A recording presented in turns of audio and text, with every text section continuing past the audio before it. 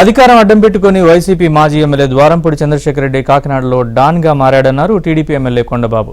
దుమ్ములపేటలో 3 కోట్ల విలువైన భూమిని కార్పొరేషన్కు కట్టబెట్టి 500 కోట్ల టీడీఆర్ బాండ్లను ద్వారంపూడి కొట్టేశారని విమర్శించారు. ద్వారంపూడి అక్రమాలు బయటపెడితే కక్ష సాధింప అని ప్రశ్నించారు. జయలక్ష్మి సొసైటీ మోసంపై బాధితులు ద్వారంపూడిని కలిస్తే బ్యాంకు ఆస్తులు రాయించుకున్నాడని ఆరోపించారు. రైస్ వ్యాపారంలో మేమే కింగ్ అని గతంలో చెప్పిన ద్వారంపూడి ఇప్పుడు బియ్యం వ్యాపారంతో సంబంధం లేదనడం విడ్డూరంగా ఉందని ఎద్దేవా చేశారు. మీరు చేసిన అన్యాయం కదండి. ప్రజల మనసుగా నువ్వు ఏం చేసావు? వాళ్ళందరికీ న్యాయం చేసి నువ్వు రిజిస్ట్రేషన్ చేయించుకో. వాళ్ళందరికీ డబ్బులు ఇప్పించావా? ఇప్పించలేదు. నువ్వే రిజిస్ట్రేషన్ చేయించేసుకున్నావు ఐశ్వర్య గ్రాండ్ హోటల్.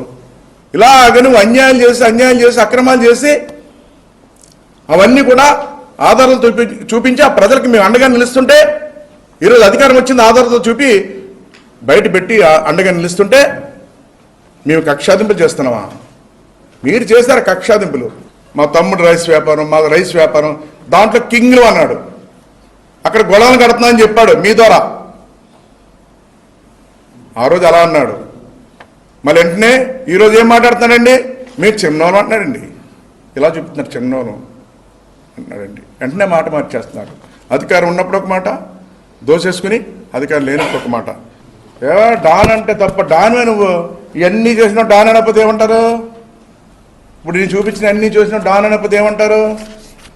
డాన్గా వ్యవహరించావు. నీ అధికారాన్ని అడ్డు పెట్టుకుని అధికారం లేకపోతే నువ్వు చేయగలవా ఇలాంటివన్నీ? ఆ టీడీఆర్ బాండ్స్ రూపంలో అక్కడ కొట్టేసావు. ఎవరైనా ప్రైవేట్ వ్యక్తులు వెళ్ళి సమస్యలు ఉన్నాయని చెప్పుకుంటే ప్రైవేట్ బ్యాంకులు కూడా నీ చేతిలో తీసుకుని రిజిస్ట్రేషన్ చేయించేసుకున్న ఆస్తులు ఏంటి?